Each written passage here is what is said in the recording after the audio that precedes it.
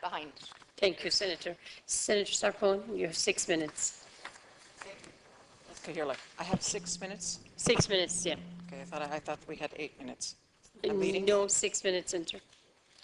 Welcome to the House, Minister. I believe that we need a reimagined Seanad. We need a Seanad that is not hopelessly compromised by political patronage and a massive democratic deficit. Does simply abolishing the Seanad necessarily increase democracy? In my view, it does not. In fact, if political failure lies at the heart of Ireland's economic collapse, and if we are in a climate of changing Ireland and a socio-political moment when reform seems possible, a reimagined Seanad to enhance democracy and expert lawmaking opens exciting possibilities. Reform of the Seanad must be coupled with a radical reform of the Dáil and its procedures, which, though promised, we have yet to see realized. I passionately believe that we need a reimagined Seanad that incorporates the principles of democracy, inclusive representativeness, and expertise. I, too, along with Senator Quinn and others, have worked on this issue for a long time with extraordinary detail, robust political science research, and expert legal advice. Our proposals can be grouped according to 4 prime building blocks. First of all, we can reform the Seanad radically through legislation. We do not require a referendum to do so. Our carefully crafted bill is almost completed. Secondly, we can increase substantially Ireland's democratic governance by providing a one-person, one-vote system for 43 of the 60 Seanad seats. Thirdly, a reform of the candidate selection and electoral system for Seanad seats can increase non-mainstream and marginalised voices to be represented in Irish democracy and can increase professional and sectoral expertise to be brought to the scrutiny of Irish lawmaking. Fourthly, the Seanad's remit and its way of conducting business can be changed so that it becomes more effective and fills gaps currently in the legislative process. Now, I have some questions to ask my Seanad colleagues. What is the proper way to govern? Are those who believe that we should lob off one of the arms of governance with the prime rationale of saving money, are they right? What is the proper way to govern? Is not the proper way the right way to put a vision to the people, to outline the rationale for and the path toward that vision, to analyze the risks, to name the goals and the outcomes? Is not the correct way to put this extensive, detailed work before the people and to invite them to engage with it, to consult with you, to deliberate with you about it, and then and only then to move forward with proposals for reform? Isn't this what the government has done with the recent referendum on children's rights? Isn't this what the government is doing with regard to a number of prime policy areas? So when it comes to one of the most critical issues of all, namely the overall governance of this state, my question is this: why this undue haste?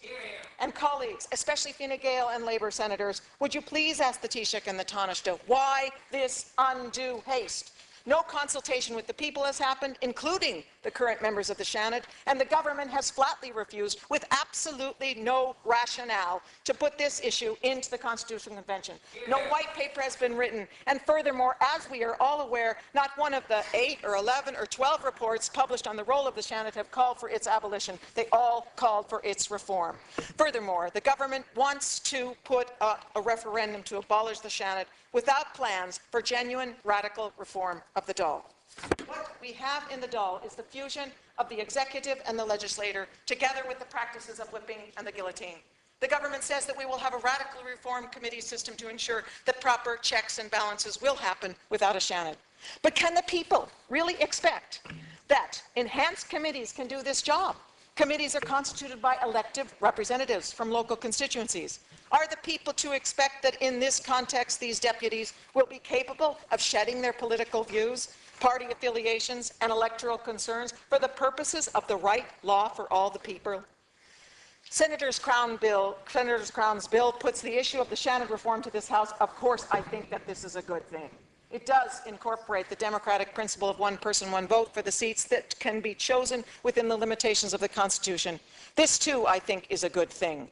There is no adequate rationale for the current party political control of Seanad candidacy and electoral process for the 43 panel seats. The bill also simplifies the current process of becoming a candidate for a panel on foot of a petition signed by 1,000 people who attest to the person's suitability to run for a particular panel. Senator Crown's stated rationale for this simplification is to open candidacy to anyone. While it is critical to open the candidacy, it should not be done at the expense of expertise nor the potential for greater inclusiveness in representation. The bar for the determination of the candidate's requisite knowledge of relevance to the particular panel is set very low, too low in this bill. It reduces considerably the potential for the Seanad to be peopled by experts within the sectors or constituencies of the panels. This would reduce, I think, the potential for a distinctive legislative scrutiny provided by Seanad members.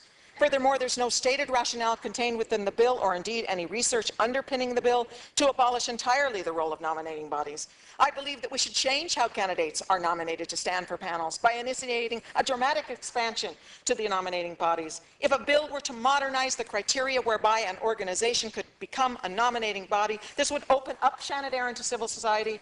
A couple of weeks ago, I hosted, along with some of my independent colleagues, a public meeting for civil society and arts organizations who might be interested in becoming nominating bodies. Over 60 organizations showed up and demonstrated significant enthusiasm for the possibility that this provided them to influence the political process. The potential involvement of these organizations could allow non-mainstream minority and marginalized voices to become part of Seanad Éireann. I must raise a question, too, about the risk in Senator Crown's scheme that non-resident Irish passport holders could swamp the voters' lists in all constituencies. While it might be an appropriate policy objective to entitle non-resident Irish persons a vote, is the net that Senator Crown casts too wide? And two more issues, then, before I conclude. Has Senator Crown missed an opportunity already signaled by Senator Keane to include gender quotas in legislation that reforms the Seanad? We're exploring how this could be done, thereby incorporating a mechanism that promotes inclusive representation. And secondly, Senator Crown's effort to legislate for the 1979 constitutional amendment to extend the electorate for the university seats does not appear to be fair, nor to reduce the charge of elitism. Why not reform what is to one 6-seat constituency in which all graduates of third-level colleges who choose not to vote in the 5 panels could vote? So to conclude, it is my considered opinion that the Seanad, the upper house, should be reformed for the governance of this state. We don't need a referendum to do that, nor do we need all the costs that such a referendum would entail. Finally, this matter needs time for careful, in-depth discussion and consideration. As surely we have learnt in recent years, the choices of state governance that imply major change need time.